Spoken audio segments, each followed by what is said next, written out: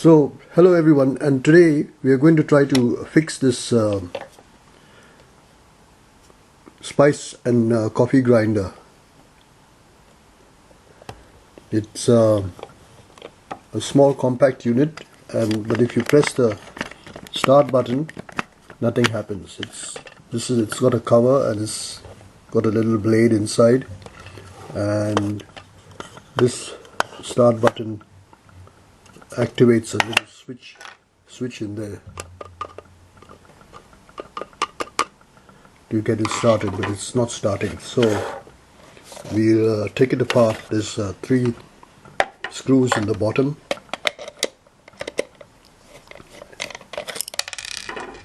Take out the screws.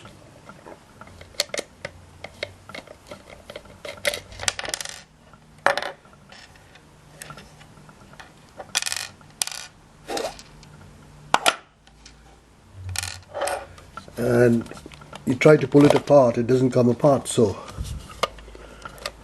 after a lot of scratching my head trying to figure out what's happening, I found there's another screw in there, in that side. But if you turn it, the whole shaft, the whole thing turns. So when you turn this,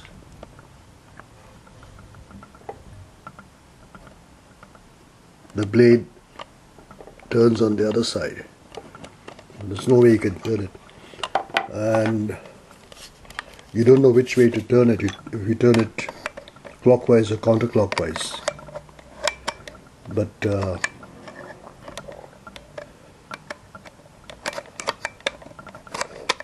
I found that the best way to do it is to pack this part with an old towel and turn it anti-clockwise, and it works.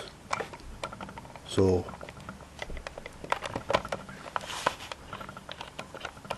you see, now that's loosened off and the blade comes out, and this comes apart now.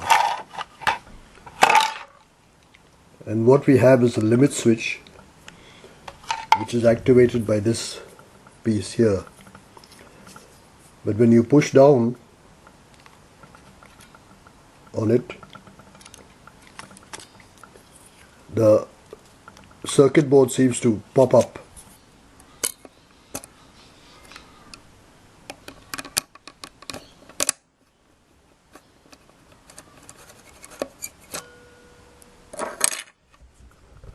And it goes underneath this activating blade. So what I did is I put a screw in here to push down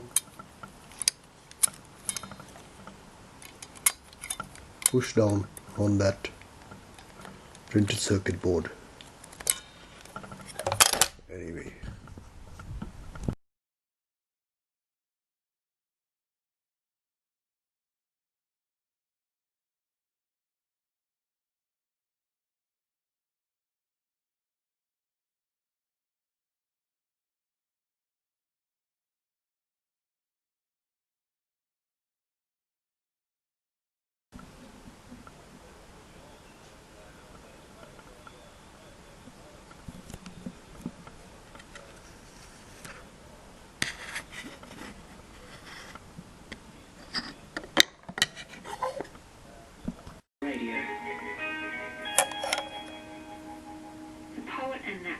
John Blay is my guest on Conversations today.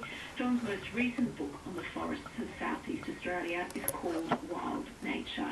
Plenty more from John after the news headlines. On ABC Radio, it's 28 minutes to midday.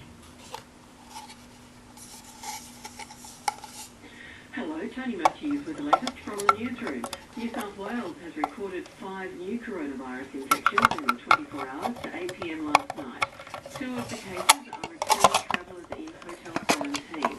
A total of nearly 28,000 tests were completed in the reporting period. A Melbourne epidemiologist says stage 4 restrictions should not be eased until Victoria's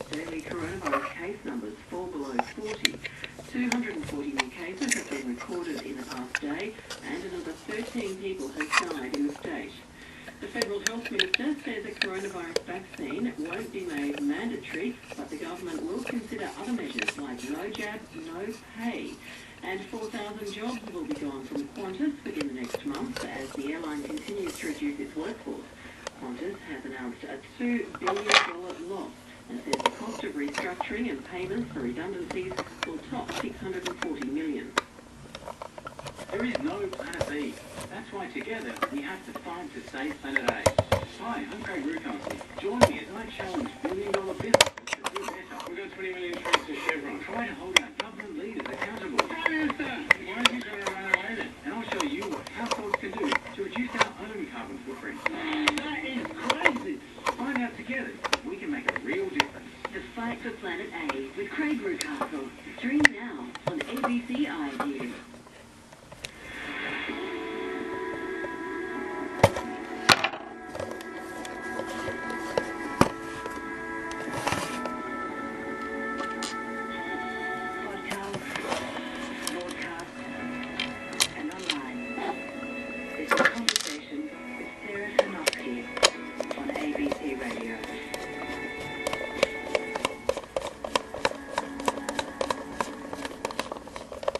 Conversation today, my guest is the poet and naturalist John Blade. John has spent much of the last 4 decades walking through the great forests of southeast Australia. It's a place he's come to know and to love very deeply. John's most recent book about that part of the country is called Wild Nature. So John, you were describing how Aboriginal people, of course, had a great knowledge of this part of Australia, but